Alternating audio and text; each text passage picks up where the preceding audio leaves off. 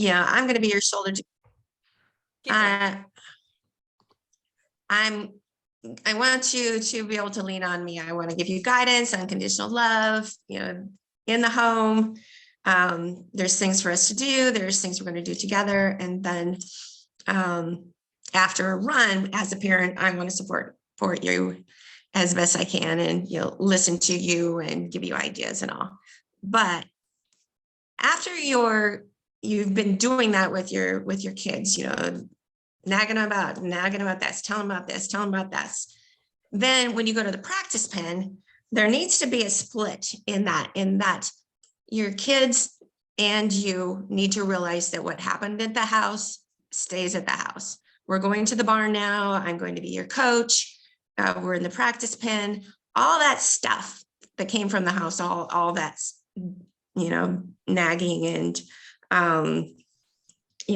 you need to leave that in the house. When you come to the practice pen, we want to be practicing. We want to be focusing on practicing. When you go to the competition arena, all that stuff, all that, whatever baggage you're bringing from home, leave it there. We're going to the competition arena and that's what we're going to focus on. And then before and after a run, we need to act like a coach and not say too much. Let them get focused, ask them what they need from you. And then after a run, they're going to give you some ideas as to what to say, what not to say. So as a coach and as a parent, it's great to be able to say, good job. It's important. And there's a way to have celebrations that are unique to your kid. For example, we had a gal came that was staying with us for the summer and she was trying to rope and she's had a lot of problems roping and had a lot of bad habits already. So, but when she finally got it, when she finally felt it, was when she finally understood, she said, wahoo, and she jumped up and she, did the whole thing. And we're going, hey, that's really cool. She goes, well, I learned that from Joe, the guy I'm staying with. And that every time that there's a big breakthrough or something, we celebrate, we give, we share with each other by doing this thing. And yeah, it's a great way to actually celebrate what you've accomplished and not just brush past something. Because in rodeo, in life, when you do something above and beyond, it's great to celebrate and it's important. Yeah, and even then after failures, we're going to get into what the word but means. Even with like the little things, it's really important to celebrate and establishing like something that's specific to your family. Like Nikki, do you remember at the clinic last year when we had the kids like have their own specific, like there was Charlotte Kovar, hers was like, bam, and she'd throw her fist in the air. And so like, as she came back for clinics, then we started doing that for all of her lessons, and so just establishing something within your family. Maybe it's just a move or a sign or a signal that when they leave the arena, when they find you at the other end at the gate or in the grandstands, that like when they see you and they've done a good job, like there's something that you guys have specifically talked about that means like, hey, that was it. I'm proud of you. And when it comes to like, there was a Cody Huber, he's a good family friend and his dad's made it to the NFR a couple times. And Cody, as a young kid, was really aspiring and he's making it now, like he's doing really good. But his dad just told him when he was in high school, he just said, hey, I'm the best coach you're going to have. He said, so we're either going to get along in the practice pen or not, so he said, this is your opportunity. And so Bill set that standard with him, and he had that conversation with Cody that said, hey, like we can't have this attitude because I'm here to help you. I'm here to support you. And he just defined like, I am your dad, but when we're in the practice pen, I'm your coach. I've been there. I've done that. And that's something too, where, if you're the parent and maybe you don't have that experience yet, but you're at every practice with them, or you are learning on the sides, or you're watching them do other things, and just having that conversation with them and establishing like, okay, when I'm your parent, when I'm at the house, this is what we're going to do. And then when I'm your coach, this is who I'm going to be. This is when I'm your coach, and just kind of setting those boundaries. And obviously some of this stuff is going to overlap because you get to play both roles. But if we can have those conversations and be open and upfront and transparent about those things, and that's going to help the parents. And then as from a coach's perspective, when I can help you and I can coach you as to how to coach them, and we can have that conversation to use that same kind of terminology, it makes it to where everything kind of rolls over as well. Okay. So when it comes to your kids, I'd like you guys to type in the chat, or somebody unmute yourself and say, who is their number one example for your kids? Who is somebody that they look up to the most? Any suggestions, any ideas? Somebody unmute yourself and tell me. Camry, do you mean like besides like their parents being like their example? Nope, that's exactly what I mean. You guys are their number one role models. You are the people that they look up to. You are the example that, you know, we have clinics at our house and stuff. And I was talking to another friend, and they were at a clinic this weekend, and she had sent a picture of all of, their sisters too, their family, their friends, people that they're close, but their family primarily. But she'd sent a picture of all of this manure that these kids hadn't picked up. And she was like, man, these kids, which yes, the kids need to learn how to pick it up too. But like when we've had clinics and stuff, what's really cool is that as clinicians at our house, like we always pick up the manure. So they see us doing it. And then we have parents that step in and they're like, hey, clean up after your horse, clean up after your horse. So if you want your kids to clean up after their horses, or pick up trash, or do all those things, be kind, be courteous, help others, you know, all the things that we talked about with your end goal, even, you guys get to be the example. And so when you go to places, if you see trash, let them see you pick that up. Don't just tell them all the time. Like, yes, there's times that they need to do it as well. But we all, and me included as an adult, as you guys have seen on my post, that I take responsibility in teaching the next generation on how to be adults, because they see every move we're making. And even when they're leading their horse and they're busy, if they look over at us and they see, oh, look at what my mom's doing right now. She's opening the gate. She's setting the barrel. She just picked up somebody else's trash out of the grandstands. You know, you're their number one example. Your attitude, you know, how you handle their situations when they lose. If we have a bad attitude, if as their coach, I have a bad attitude, or if I get up in their face and I get disappointed in them, my gosh, they're going to take that like, oh, you know, and I listened to a podcast with Stephen Furtick. I love the Elevation podcast. And he was talking about, from a biblical point of view, how when the Israelites were going against, why can't I think of who the other person was, the other group?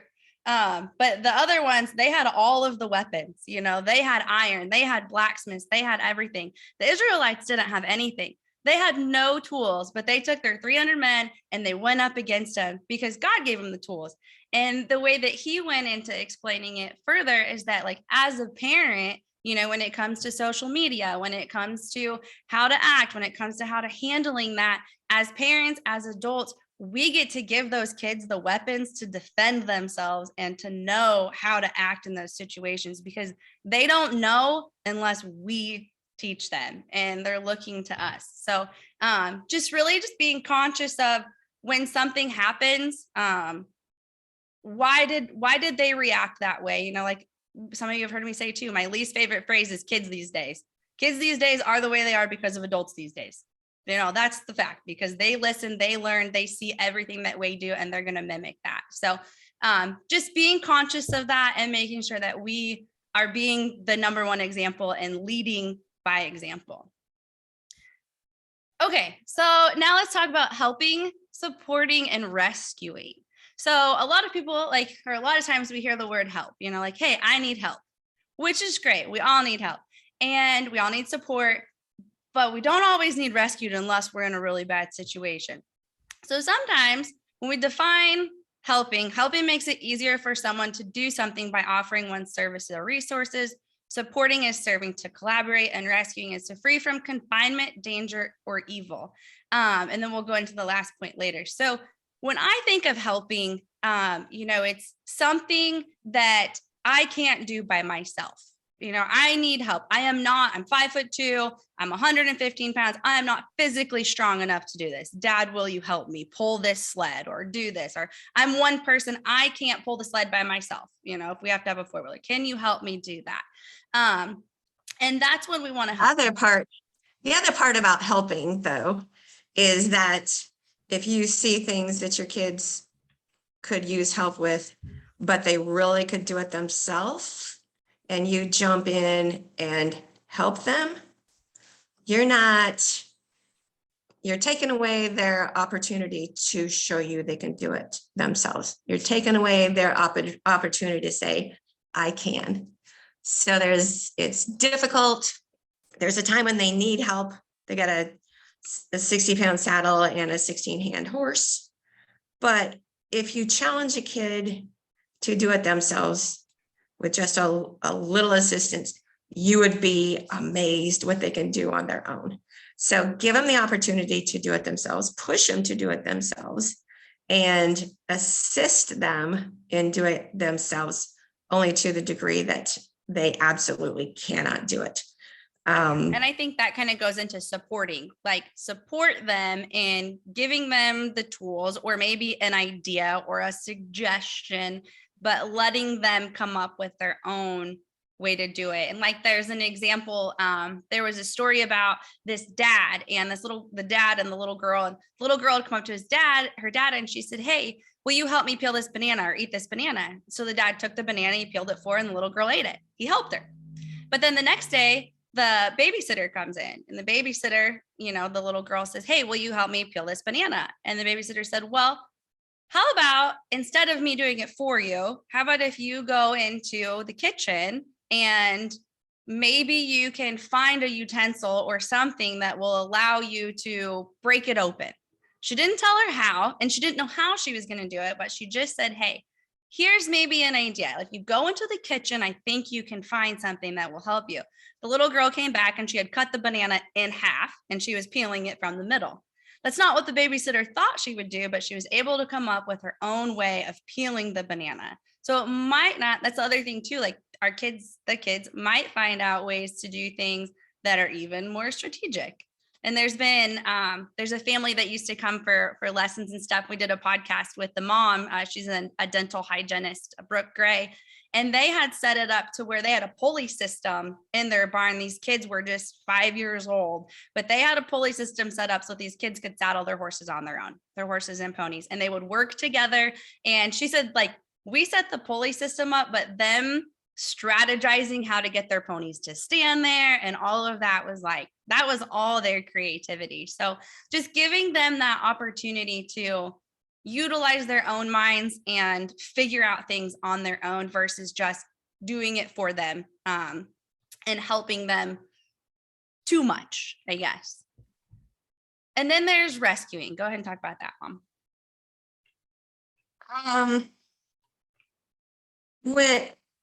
Why don't you talk about that? I'm not real sure about what we want to say. Okay. So when I think of rescuing, like, to me, it's when your kid is in a situation and, like, as a coach, sometimes I ask them tough things. I ask them questions that are hard for them to figure out with the intention of them having to think deeply about it or putting them in a position where it's tough. Horses have their own brains, and there's times that the parent will come in and they'll be like, but this or but that, or they'll want to step in and do it for them. Or like if we're asking them to saddle the horse for the first time and I'm there and I'm saying, you can do it, and we're almost there. And then they start to struggle and the parent goes in and they're like, I just want to rescue them. Like, I'm going to save them. I'm going to save them from this saddle being too heavy. I'm going to save them from this horse not doing the right thing. I'm going to save them from that, and rescuing them from that situation where you might feel fearful and feel like they can't quite do it. They're not strong enough. They're not quite smart enough. They're not old enough. But yet, if we just, like we talked about earlier, these kids have so much power. I had a 3-year-old little boy who came in the other day for a lesson. He's tiny little pipsqueak. And at our barn, every kid saddles their own horse. they have a hold of it from when we carry it off of the rack all the way over. They're carrying the back of it, and I'll even pretend to drop it so that they have to pull it back up and stuff. And it is crazy. And it's fun to see these parents when I'm having these kids do this heavy lifting, and these parents are just hovering over them. I mean, they're just right behind them, ready to pick up that saddle when they drop it. And then when they go to put it on, I mean, he's 3 years old and I have a hold of the stirrup, and he's up underneath in that saddle, and he's pushing and pushing, and I'm pulling at the same time, but I am letting him go through the motions, build that muscle, build that strategy. And there's times when I have to tell parents, like, hey, you have got to step back. Like, your kid can do this. I'm not going to let the saddle fall on their head. It'll be fine. So just making sure that we don't step in when they're struggling and try to rescue them from learning the tough lesson. And that's just part of it. And there's times that we all make mistakes on that. I, as a coach, rescue kids from things too. So, and then taking the time to let them learn, taking the time to let them put their saddle on and to go through the motions and all of that. We skipped excuses. Oh, sorry. And yeah, excuses.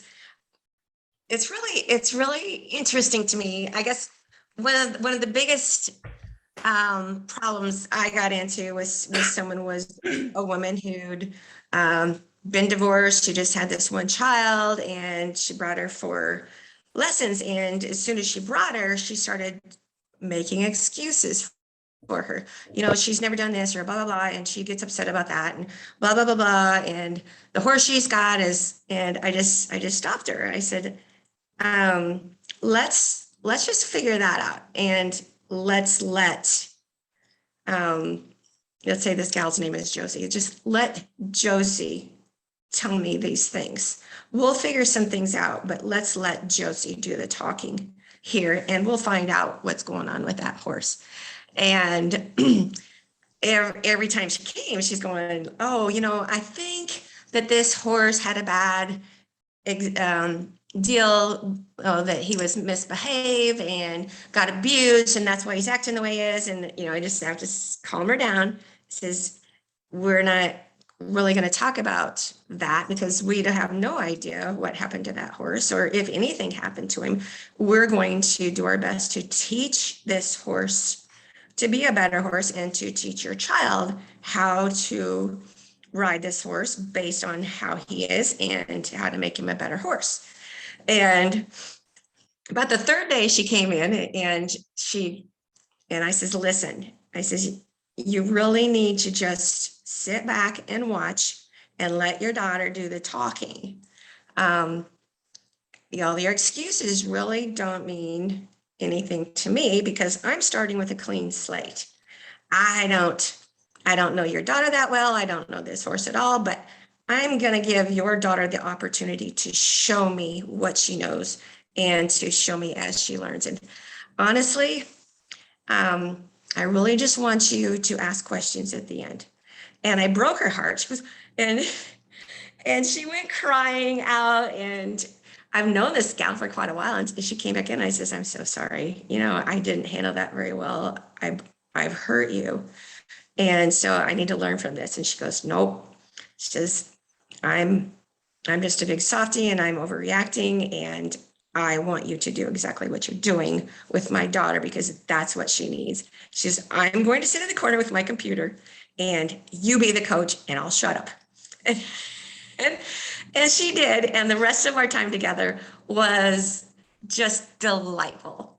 I was able to call her daughter on her, there's not any kids on her, and call her on her bullshit, and says, yeah, that's not true about you.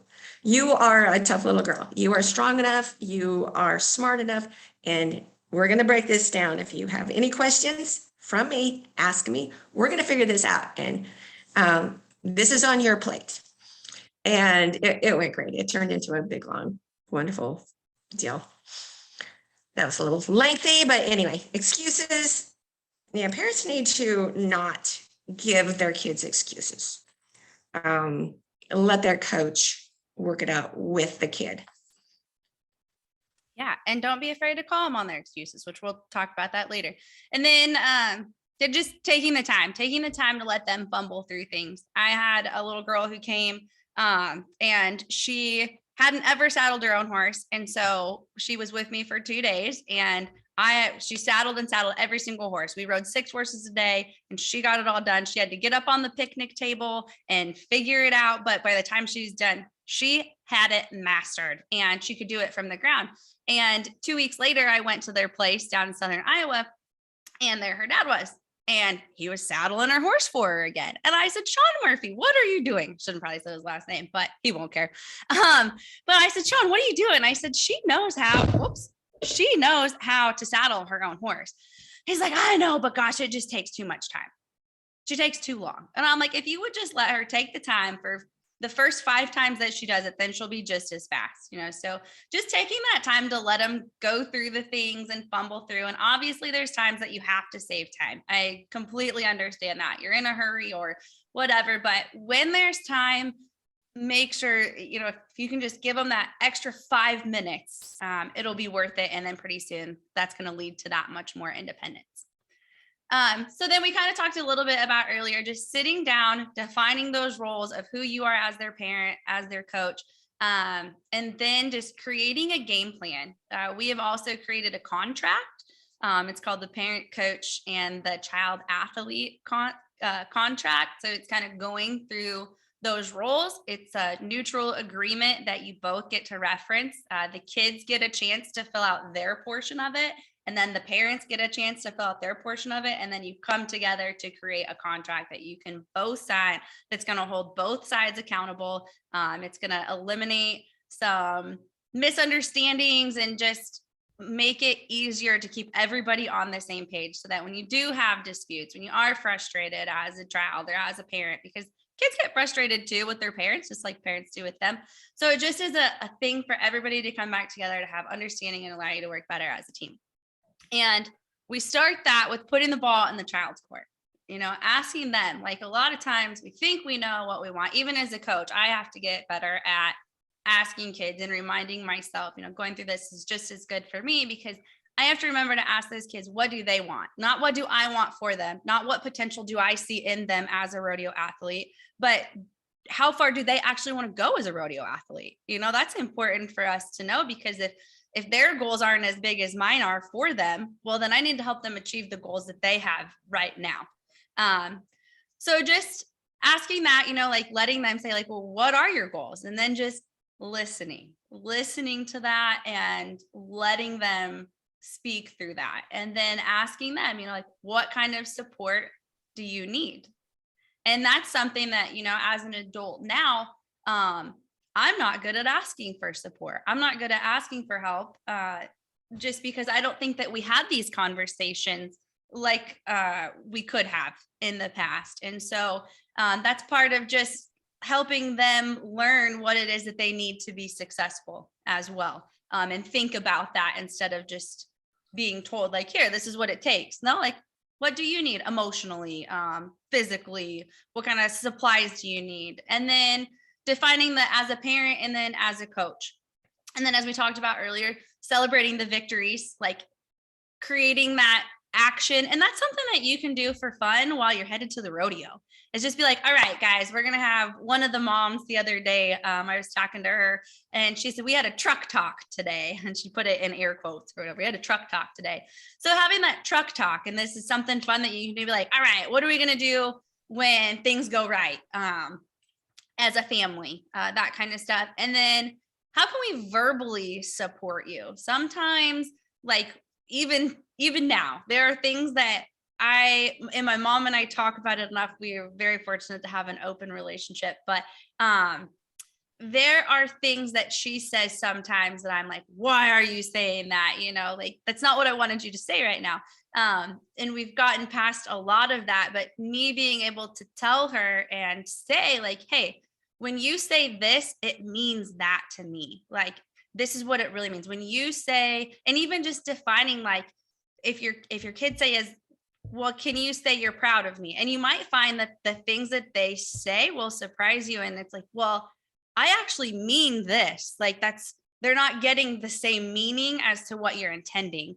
So it's just an opportunity to have that conversation and define what those verbal victories are. Like, when I'm proud of you, this is what it means. This means that I've seen you out there practicing. It means that I know that you've been spending the hours in the barn, that you've been watching the YouTube videos and all of that, versus just, I'm proud of you. And it's like, okay, great. I'm proud of me too.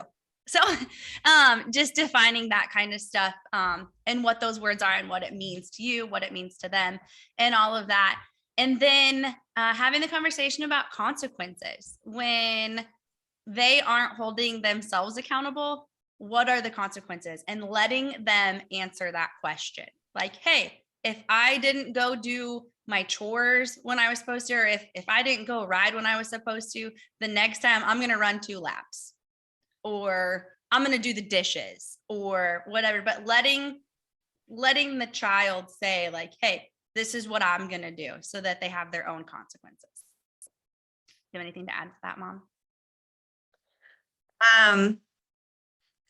During our last one, there was a parent that said that what they do is they have a successful week. Each child gets to come up with, okay, what is this week? If it's successful to you, what does that look like? And they actually write down, this week, by being successful, I'm going to do this, study that, blah, blah, blah, da, da, da. And at the end of the week, there isn't any consequences for them, but it's just, how did you win this week? Did you win this week? Did you accomplish these things? It gives your child a chance to say, yes, I did, and feel proud of themselves. You can feel proud of them, or to say, no, I didn't get this done, or I didn't read this or do that. I let myself down, but I'm going to do better next week. So it's always instilling that I want to do better next week. I think as a parent, it's very important not to constantly heap on praise, but at least say, I noticed. If we're constantly praising everything our kids do, then we're not setting them up for a realistic adult life, because you don't always get patted on the back. But just to acknowledge, I see you doing good things, is so important. Mm-hmm. Yeah. Okay. Then accountability, asking them how they can support you verbally when they aren't pushing themselves. Like, some kids do need a cheerleader. Maybe they have really low self-esteem, and they need somebody who's just pumping them up and whatnot. And so maybe that's what they feel like they need. And as a parent, you're going to know more about them than what they might realize too, and what your goals are for them. So you can kind of take and leave some of this, but it's just feedback for you to be that coach, be that parent, and help support them however it is that they feel like they need support. Or maybe they do need a drill sergeant kind of parent. Maybe they need somebody who's like, hey, get out there, go do it, be aggressive. Like, it just figuring out what it is that they like and what they want. And obviously different parents play different roles. And so it's just, again, just feedback as to how we can support them better. And then physically, when you aren't pushing yourself, paying attention or staying committed, like, do you need like, hey, like, I still believe in you? Or do you need like, hey, you didn't do it, go do push-ups? Like, just trying to define what kind of personality they have. There's so many different personalities out there, and there's not one that's right. There's not one that's wrong. It's just learning how to communicate and make sure that we can support them. You want to add anything to that, Mom? It's also important for kids in getting into life and working with different coaches, going into different types of competition, different personalities, that there's going to be some roughness around the edges. And I have a husband who's very abrupt, and he is, really to the point. And, we kind of are around here. This is what we expect. And if you let me down, I might get in your face a little. Like, this isn't what we agreed on. Let's get this right here. And it's important for your kids to develop a little bit of an armor that they know that they're still good people, that they're still valued. But it's important to let a few things bounce off.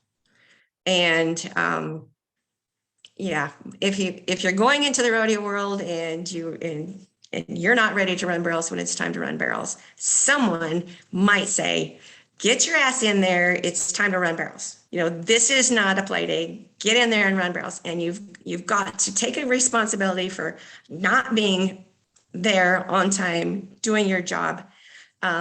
Because it's not all powder puff stuff. This is tough stuff. You got to toughen up and pay attention and be there on time, or you're going to get your butt chewed.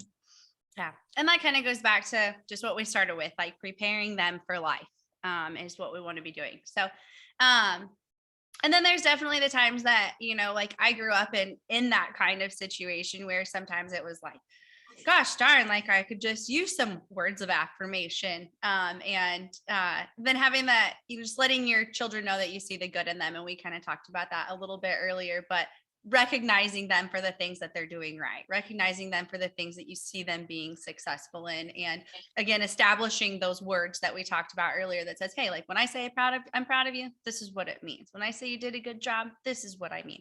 And maybe even elaborating on that. That's one thing that when we were in that hardcore leadership that my mom and I talked about, that it's like, I don't really know what you mean when you say that. You say that all the time, but just going into detail when you say, hey, I'm proud of you because I saw you be brave by doing this. Just instead of making it a simple statement, just elaborate a little bit more. And that way they see that you see past just like, hey, good job. And then we'll talk about some phrases to avoid. There are definitely, I'm sure you guys can relate to, you say something, you're like, oh man, like my kid didn't take that very well, or me as a coach, I'm like, ooh. So like if it were me, because that makes it about the parent or about the coach. So maybe just say, trying to avoid that and just framing things to where it puts the ball back in their court, maybe giving some suggestions, but just being very conscious about like, I would want you to do this, or I would want you to do that. You should. Don't hit you say, don't hit a barrel. Well, they start focusing on hitting that barrel. Don't miss your calf. Well, all they're focused on now is missing, instead of saying like, hey, make sure that you focus on the point of the shoulder, or focus on your first spot. Focus on what we want them to do and where they need to go, rather than the other things. And like, don't worry about. We really don't want them to worry, but by saying that, all of a sudden we've instilled worry in their head. They're like, what, worry? What am I worrying about? And they might not have been worrying about it all the time. And then, but when we say a statement, like, and this is when we're talking about competition, things like that, anything that we say before, we might say something that's super nice. We might give them the words of affirmations like, hey, I'm really proud of you. You did a great job, but you could have done this. You should have done that. If you did this, all of a sudden, everything that you said before that disappears. And they focus on what happens after the but. I focus on what happens after the but, because all of a sudden I realize that I did good, but I let you down. I did good, but I didn't do good enough. I did okay, but you're still not that proud of me. So just trying to frame it so that, hey, you did a great job. Let's focus on 3 things that you did good. What can we improve on? I had to learn that like kind of a sledgehammer on the side of my head. I went into a counseling meeting with my next oldest daughter, and I think I'm this good mom and blah blah blah, and I still don't think I'm a bad mom, but like I said, I made a lot of mistakes. This guy said that, it's like, but every time you talk to Annie, she feels like the other shoe's going to drop, that la la la la la, but. And it really hit home with me. And I tell you this because I really want it to hit home with you. So yeah, heap on the, you did a great job, la, la, la, la, la, la, la, and let that be your statement for that time. Later on, you can bring up, would you like an observation? What do you think could have gone better? I have an idea for you. And try to avoid the but. You can talk about how to improve. And if they're not believing you, get out that video camera, says, let's look at this. Let's try to get a realistic look at what did happen. But yeah, but it took a sledgehammer to me to really understand it, but it's so important. Yeah. Okay. Disputes. Go ahead, Mom. Well, I start off with, disputes, how to change some of your wording so that it's not confrontational. Like, you're wrong. I hate that. You're wrong. To me, that just really, it really brings up my ire. Like, I'm not wrong. I might have made a mistake, but I'm not wrong. What you can do instead is just, instead of having to be right, this is the way it's supposed to be, blah, blah, blah, is ask your kid, you did it this way. Why did you do it that way? Maybe there's another way to do it. Would you, like I said before, would you like an observation? And there's going to be times when they're going to say, no, I don't want an observation. This goes back to me trying to learn from Cammie.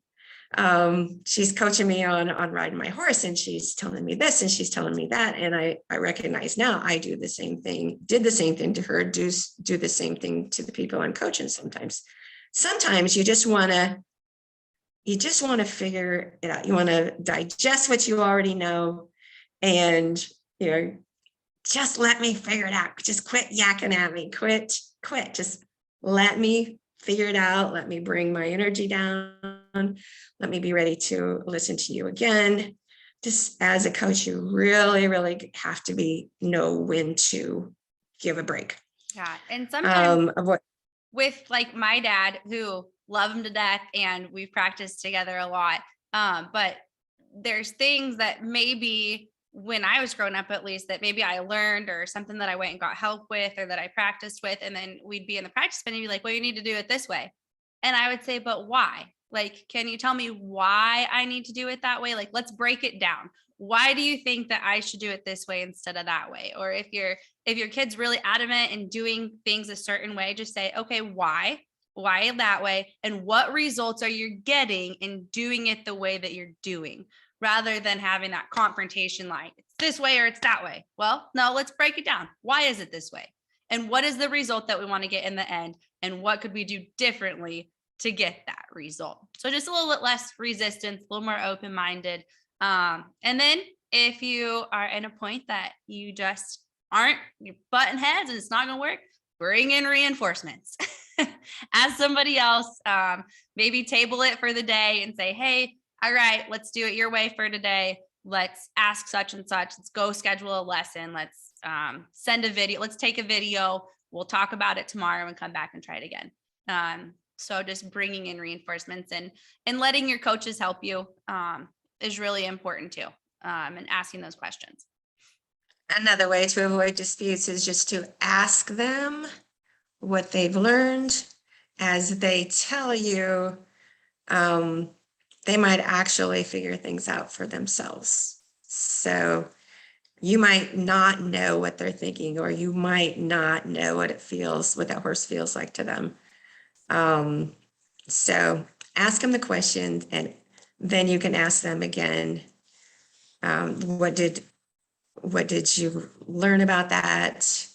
This is what I saw in it. What do we agree on? What do we not agree on? Because you really have to give your kids credit for what they do pick up. Sometimes they do learn things beyond what you heard. Mm-hmm. And there might be a reason that they want to do it that way. Like, tell me why you're doing it that way. Like Cammie said, it's very, very important to listen to your child. Yeah. And one thing that don't just expect them.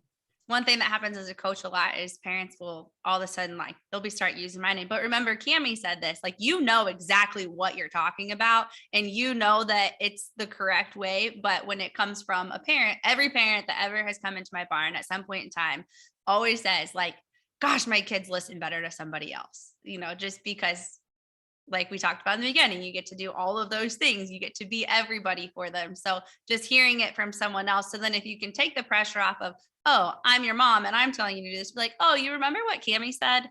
Do you remember this? Do you remember that? That just takes some of the weight off of you guys. And then they're like, oh yeah, that's a little bit more acceptable. So just having Say somebody things like, yeah, this is the way I heard it. How did you hear it? Just listen to the difference, and you might become apparent why that child is sticking to his guns. I'm doing it this way. Okay, go ahead, Mom, with this one. Okay, this is a really good one. It's important to know what your child is happy with when asking that kid that very real question, what do you want out of going to rodeos? And you might be surprised that your son says, I just want to go have fun. I want to get a little better. I want to meet some people. I don't really care if I win. And if you're a very competitive person and all your whole life, your goal has been to win, then you really got to sit back and ask yourself, is it okay for my child to just want to go have fun? When we're looking at the big picture, what is life about? It's about having fun and meeting people and figuring out what your goals are. It's not everybody gets to win ever. But if your personality is such that I'm happy just going to the rodeo and, hanging out with kids and doing the best I can, then, that's all you really get to expect from them. And that might change as they get into it and get to love it. But it might change, might not. So then you get to say to your barrel racer, well, maybe we don't want to go to high school rodeos. Maybe we want to go to NBHA barrel races where you can just go have fun and maybe pick up a check or a prize once in a while. Anyway, if that's what you want to do, maybe there's a better place to go rather than put all the time and money and camping and blah, blah, blah into that. You just being realistic about what your child is happy with. If they want to be the champion, great. That's a whole different story, but it's also a whole different journey. And we need to look at the journey way ahead of the buckles.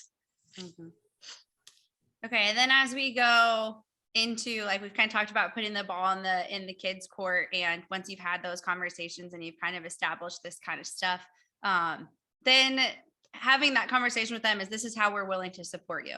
This is what we're willing to provide you with emotionally, physically, financially. That's having the adult, mature, responsible conversations that prepare them to go into life and be a rodeo competitor, go to college, manage their finances, and have a boss and have friends and be in relationships by just, again, being transparent. Like, hey, we have X amount of dollars that we're willing to allocate to this. And this is what we're going to do. We're going to set you up a checking account. One of my favorite stories, Emily Miller, who's been to the NFR multiple times, when she came to college, because we college rodeoed in the same region, that girl had a big old trailer, a really nice truck, super nice horses. And I was like, gosh, that kid's parents have got to be loaded.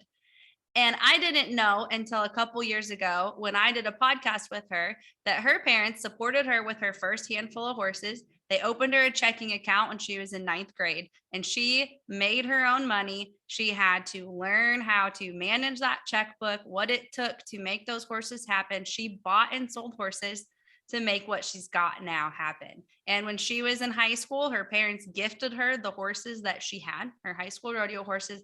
And since then, she has the horses that she's made it to the NFR on now. She has a full-time or probably part-time job now as a dental hygienist. And here I was being judgmental about the way that she grew up. But when her parents had that conversation with her, and so she's been able to build herself up and have that confidence. She's not dependent on her parents to, and not that there's anything wrong with that kind of support, but just having those conversations that allow them to do that. And that's something my mom and I have talked about it, that I wish that I would have done better. You know, my parents let me write the check and stuff, but there's been a lot of things that I've had to learn later in life that I wish I would have known sooner when it came to managing my finances, and having those conversations that we're having right now about this stuff comes so much from our experience. But just, yeah, having those conversations so that they know where, you know, where they stand and they know where you stand. Like, here, you've been throwing a fit. Like, I'm happy to be a shoulder to cry on, but I'm not going to tolerate whining, you know, and maybe that's the conversation that you have to have. Or physically, like, hey, like, you know, I'm happy to support you with this or that, but you're going to have to start paying attention to, if you want to be a calf roper or a bull rider, you can't eat candy all day, you know, things like that. Those are just true, real conversations that we get to have. And then have to versus get to.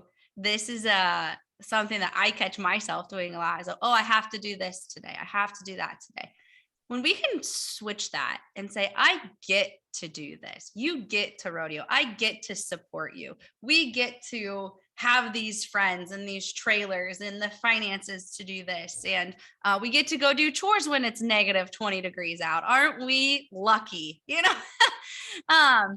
But just framing it so that we remember to be thankful and grateful in the situations instead of, and it's a little thing, but it's those little things that if we can build on that every day, that gives us that optimistic mindset that helps us eliminate the pessimism. And when all of a sudden we want to get down or we get negative, we're already training ourselves and our kids with these tiny little words that, no, we get to do that. We're lucky. We're thankful. And there's such an amazing thing. Just going out to do chores in the morning. If you say, I get to go do chores, and you think about it, how lucky are we all to have chores to do? How lucky are we? How grateful should we be? And everything that you take away the have to, and see that we are so fortunate, and instilling that in our children is huge. It's just absolutely huge. Yeah. What's better than a little gratitude? When I was in high school, I was very busy. I got to where I was playing basketball. I was the president of the FFA chapter. I was in speech and drama. I was a good student. Like, I was trying to rodeo in 5 events and doing all these things. And I got depressed. I got downright depressed. And one day I just looked at my dad and we got into an argument, and I told him I hated him, and I slammed the door and I walked out. And I have never hated my dad, and I didn't really feel that way, but I just had so much on my plate that I got that way. And I remember going outside, and I went to the barn and had my cry fit and did what I needed to do. And that day I told myself that I would never feel that way again. And so I was like, okay, how am I going to get out of this? And one thing that I started doing was replacing every negative word that came into my mind, every negative thought, with 2 positive ones. And so that was a way that I rewired my brain. And it's hard. It's really hard to do that sometimes, because it's like, oh, we're surrounded by so much negativity, and that's what a lot of things in the world want us to focus on, and the devil wants us to focus on. And so being that person for your kids too, like, hey, that was a negative thought. That was a negative word. Let's switch that around. Let's change that. Whether it's in the competition arena, like, there are some negative things that happen. So we have to, but there's something good that comes out of everything if we learn the lesson. Thus, the win or learn, we never lose. So if we can go back to that and just switch that around. Okay. So the next thing is, we've got the how is that, and then the expectations. So we expect you to do this. That way, again, just being transparent. This is what we expect for you to be done for school. If we're going to pay for you to go to all these rodeos and to be an FFA and to do all this, here's what we've got. This is our list. We've talked about it in the house, at school, in the barn. This is what you're going to be prepared for. One thing, when I went to high school rodeos, they were my deal. That was up to me to have the trailer packed.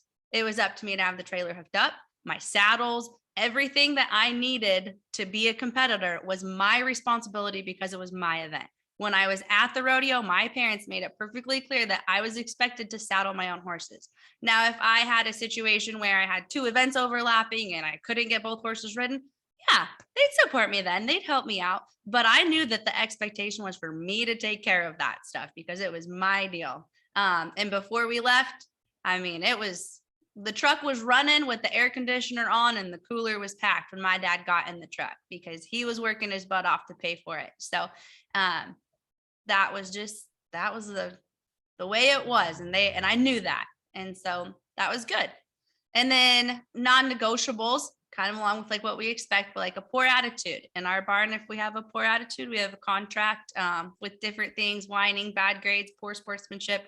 I don't have to worry about bad grades, but if they have any of that, we run, we do jumping jacks, we do sit-ups, we do push-ups, all that kind of stuff.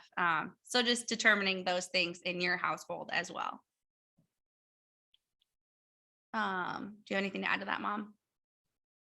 Yeah, I think when you got to college and there were the kids who didn't have those expectations, and you probably looked at them and say, her dad saddles all 5 of her horses, and you're probably thinking, grumbling, going, why do I have to do all this myself? It's so much.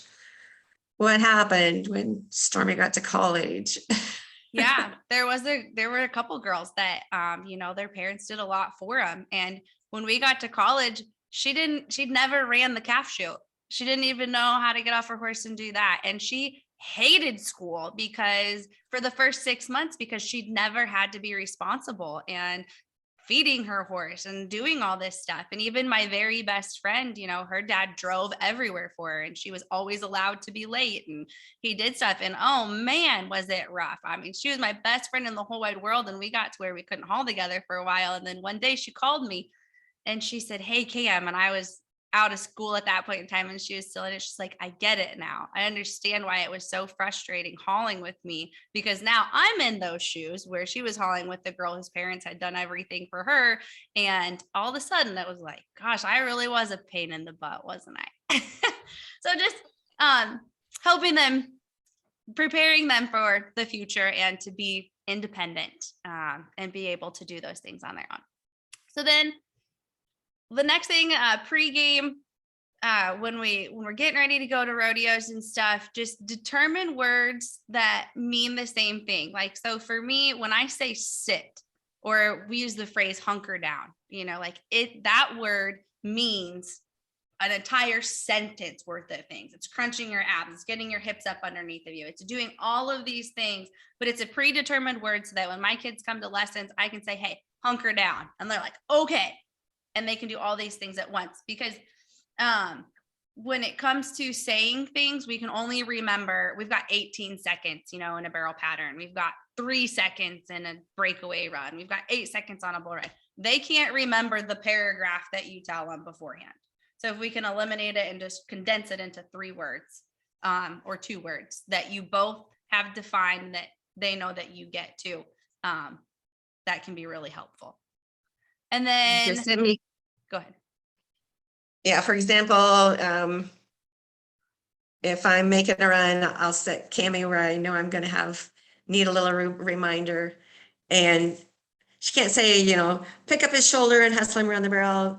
That's, you're not going to hear it. You're going to be past the barrel. But if she just says get past, I know that means I need to pick up his shoulder and hustle him around her. But that's the one word that we've decided, say this for me at this time, and I'll understand.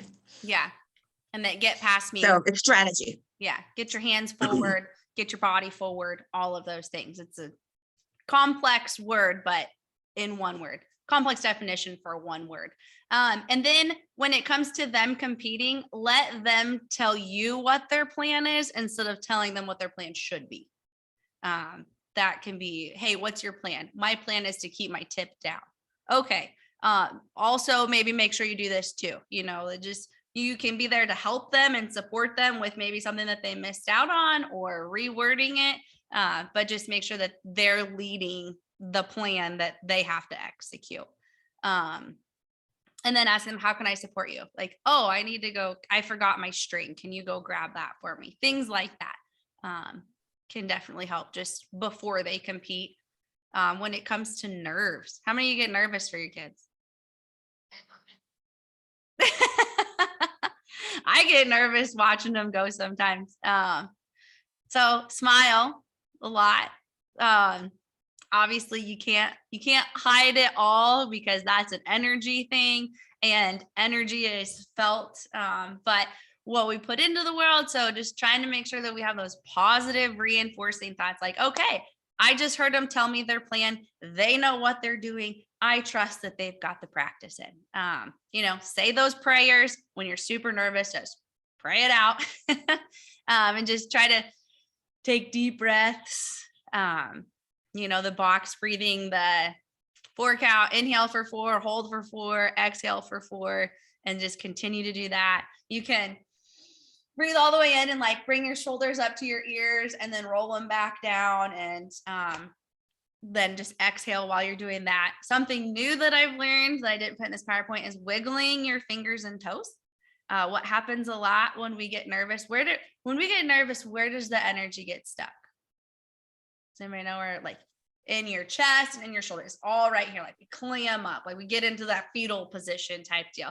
So when we wiggle our fingers and toes, it forces, we instantly kind of like have to bring our arms out. Like nobody really wants to wiggle right here. And so as we do it, like we're kind of trying to hide it anyway, but it gets that energy to start moving outside of the center of your body. And like I tell the kids in practice, like just pretend like you've got lightning bolts of wild energy coming out of your fingers, and then you're inhaling all of the calmness, the calm after the storm. You're getting rid of the storm, the calm's coming in.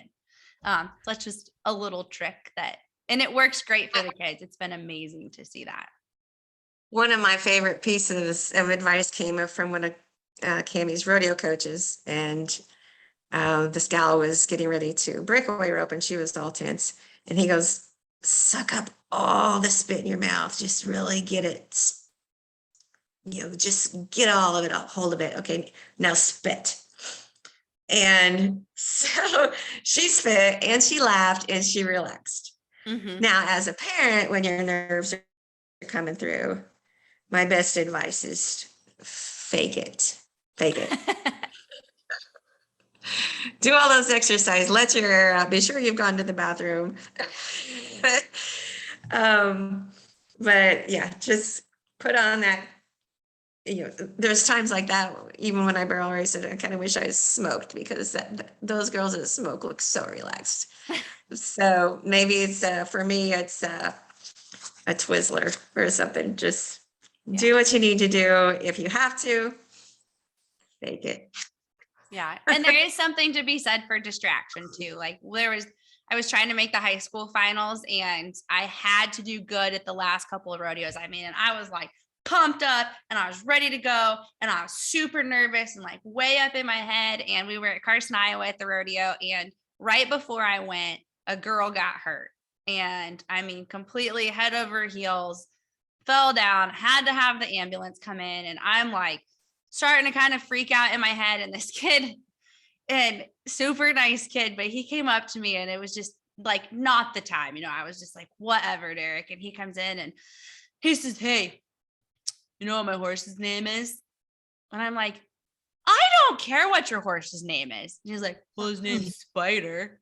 And to this day, I remember that. But in having that goofy conversation that was completely unrelated to anything at all in that moment, it snapped me out of getting in my head, worrying about just what happened to that girl and all of that. And I went out and I made the fastest time I've had at that point in time.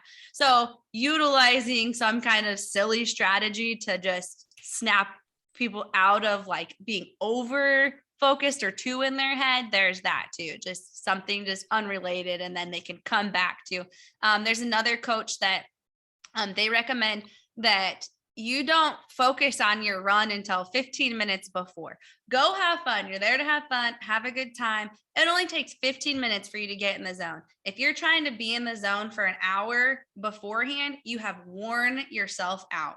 Your mind, your energy, everything is zapped. So have fun. Once you warm your horse up, enjoy that process, and then spend that 15 minutes to get in the zone. And otherwise, let it be. 3 deep breaths. Yes. Okay. And then after they perform, focus on the growth, focus on first what went right, 3 things that went right. And then what can we improve on? Not what went wrong, but what can we adjust? What can we do different? How can we save time here? Or what can we do different with our head? Just what's different, not what's wrong.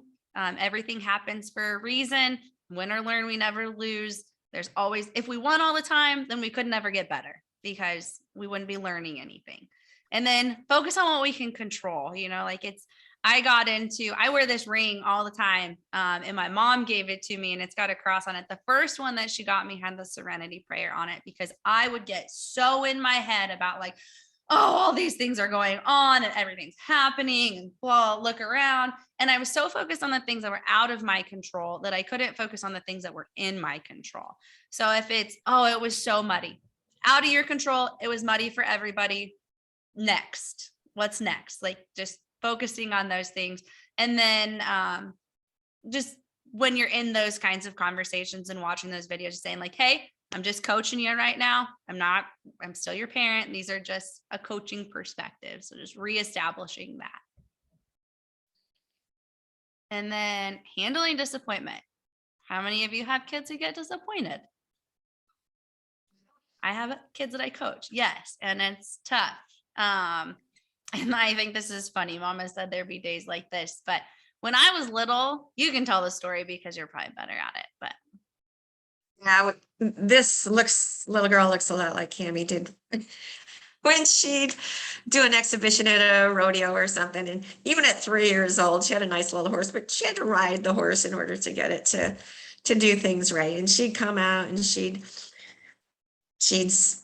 look just like that. And she'd get off her horse and she'd go sit on the trailer step and she'd pout and kick the dirt and blah, blah, blah. And we finally just came up with the strategy that, okay, I've had to been told to quit pouting too. I can pout really good, but your pouting is giving me some bad energy here. So go in the trailer, shut the door, be by yourself. I don't care if you scream, if you kick the rugs over or what, but that's your bad energy. And it's for you to get over, and you've got 10 minutes.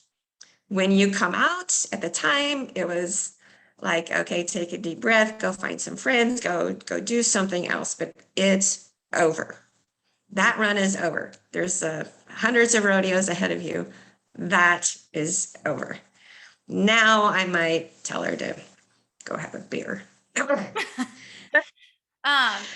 When I did the podcast with Hunter Ream, or it was a Zoom, right after he didn't win $1 million at the American a couple years ago, he made a really good point. And he said, like, it was tough. He said, don't get me wrong. Like, there was dang sure a time when I just went and like, I had my moment of putting my sucker in the dirt, getting really frustrated. I mean, who wouldn't? When you have $1 million and your calf is tied and then all of a sudden your horse takes off and you get a no time, like it was literally $1 million flashed before his eyes. And he said, but I had a choice to make. After that, I could choose to continue to dwell in it, or I could move past it, learn from it. And, it turned into a really good opportunity for him that actually opened so many doors for him and made so many connections. So it's good to feel those things. Like we have to feel disappointment. We want kids to be disappointed because that means that they care. That means that they've got something to strive for, that there's a purpose behind it. But the pout rule is something that I still remember to this day. It's just like, go, like you're throwing a fit now. You're being ridiculous. Go do it somewhere that you can have your moment and then come out with a smile on your face. Take a deep breath, have a soda, have a water, have a whatever it is, and move past it. So one of the really tough times, I'll try to do this quickly. She was like 14, and you know what 14-year-old girls can be like. So we're in there and she is depressed. I mean, she's crying. She's just like, oh, blah, blah, blah. I didn't do anything good today. I says, listen, write it all down. How do you feel right now? And she'd say, disappointed. It says, what went wrong? This and this and this. And so I took that paper and I put each little thing around into a strip. And I said, so you feel disappointed. And I says, okay, you feel disappointed. I ripped it up and I threw it in the trash can. I says, okay, there goes your disappointment.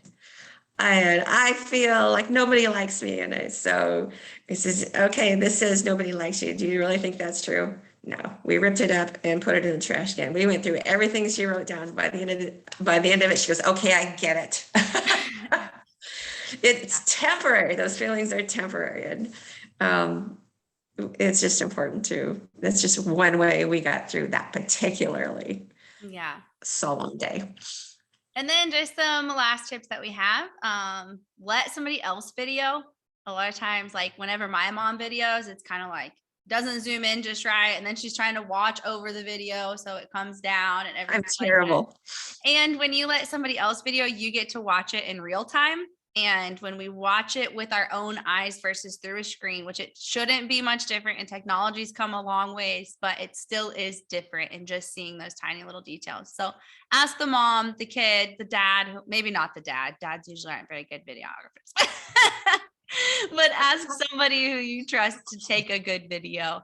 And that way you can watch the whole run and not have to worry about technology getting in the way of you watching the whole run.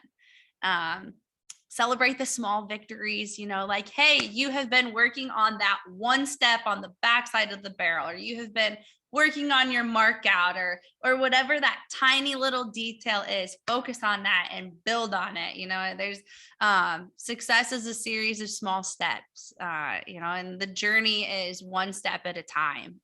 In every journey, whether you're running a half marathon or walking to work or getting out of bed, it's one step at a time. So focus on those things.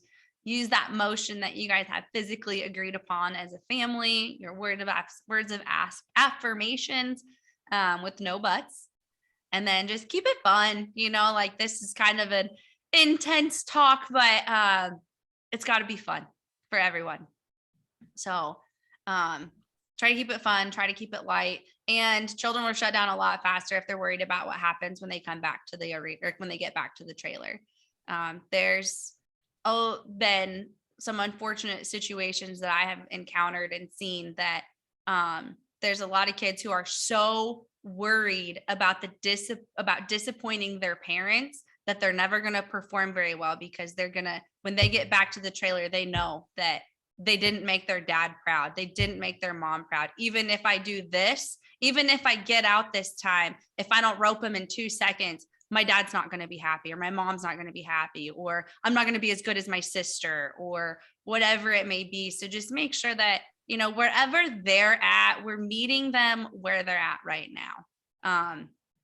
And that we're just supporting them and letting them know that we're proud of them. We're happy for them. And, if they need some intense talking, don't be afraid to give it to them. But just to where it's fun and they enjoy it, and they know that they're loved unconditionally, regardless of this sport, regardless of their competition. And there's always another rodeo.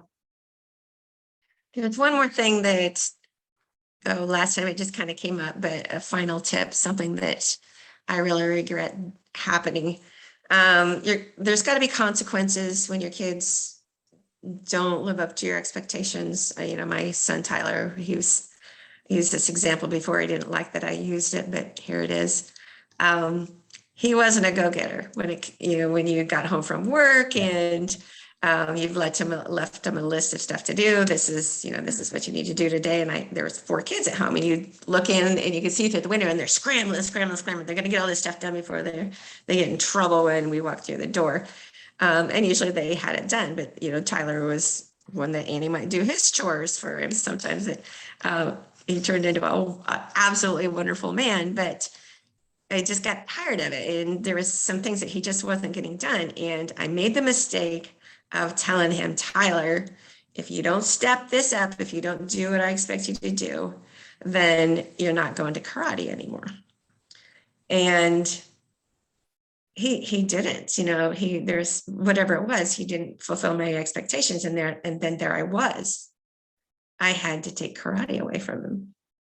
And that's the way I was raised. If you threaten something and your kid doesn't live up to it, or you gotta follow through. And So I did. I says, you know, all you had to do was just do this stuff, but now you lost the opportunity to go to karate. And I thought, wow, what a terrible booby trap I set for myself. Never threaten to take away something that you don't really want to take away. That time I just, I said, Tyler, I says, after he'd already missed a couple of practices, I said, I feel so terrible because I don't want to take karate away from you. And, I gave him the opportunity to go back and do karate. I says, just step it up, we'll work this out. I don't want to have to take away karate. Just don't let me down anymore. And he goes, oh, I didn't really like karate all that much anyway. And but that, that was my fault. Don't set yourself up to have to take away something. Don't say, you don't get to go to rodeo anymore. If you want them to rodeo, and if they want a rodeo, take away their phone, take away something you can give back, and nothing long-term has been destroyed. Yeah. Kayla asked, do you have any ideas for discipline? Go ahead, Mom. Oh, for discipline? Mm-hmm. I'm really big on just being more strict about how much time they get to do gaming, or give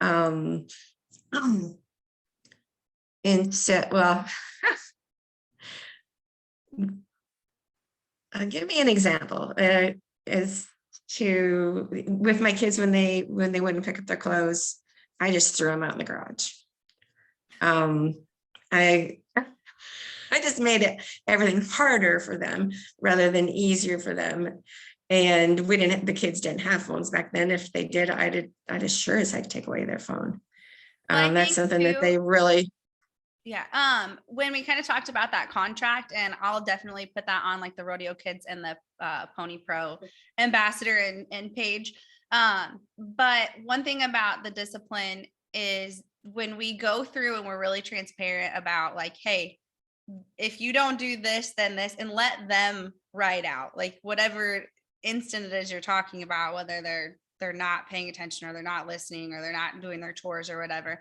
Let them in this contract, when you're talking about if they're going to ride their horses and ponies, be like, okay, if this doesn't happen, what's your consequence? And let them fill that out. And that's why there's two different. So then you can say, hey, you get to discipline yourself. You agreed to this. We signed this contract. We both agreed that if this didn't happen, that this is what you get to do. You get to do the laundry for a week. You get to do this. And that way they get to hold up their end of the deal.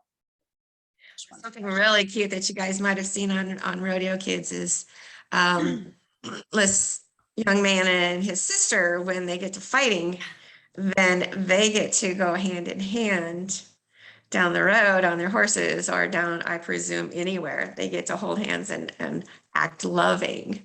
Yeah. And that's awesome. Does anybody else have any questions? Any other questions?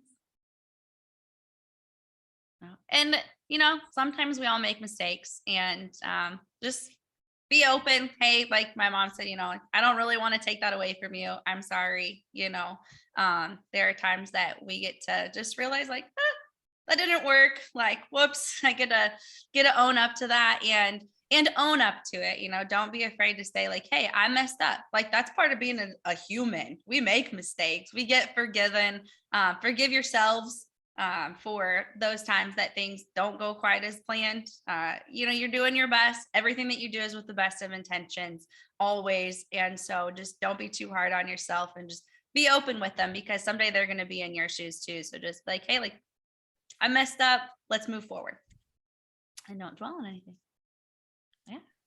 Well, that's everything that we have for tonight. If you guys have any questions, let us know. But we just hope that gives you guys a little bit of support and just some different ideas or perspectives. Take what works, leave what doesn't. We're just here to try to help you guys out too. Yeah. Thank you so much, Camry and Sharon. This was wonderful. Yes, you bet. Thanks for joining us. Faith, are you trying to unmute? So, yeah, sorry. No, I just wanted to tell you and your mom thank you. Sometimes practice sessions at our house get a little intense, and so this is a good reminder for me and also my husband to not take ourselves too seriously, and to keep it fun too, and to like you said earlier, we're the number one examples for them, so we need to remember that also. So thank you very much. Yeah. One other thing that I think is really important is I had a parent say, my kid keeps saying that she doesn't want to do it. That, she's gun ho and going and working. And it's like, she doesn't want to do it anymore. I think it's important to also limit how long your kid gets to practice so that they don't get exhausted, so they don't get overdone. Make them keep it so that they're looking forward to it. Sometimes less is more. So it's something to keep in mind. Keep those practices intense and limited, get something done, and then be ready to quit. Not only with your kid, but with your horse. That's a problem I have. Yeah. Don't push it too hard. Don't let it go on too hard. Keep it fun and keep it something that they're looking forward to. All right. Well, thank you, everyone. We're going to call that a wrap for tonight and let you enjoy the rest of your Sunday evenings. Thanks for showing up. Appreciate it.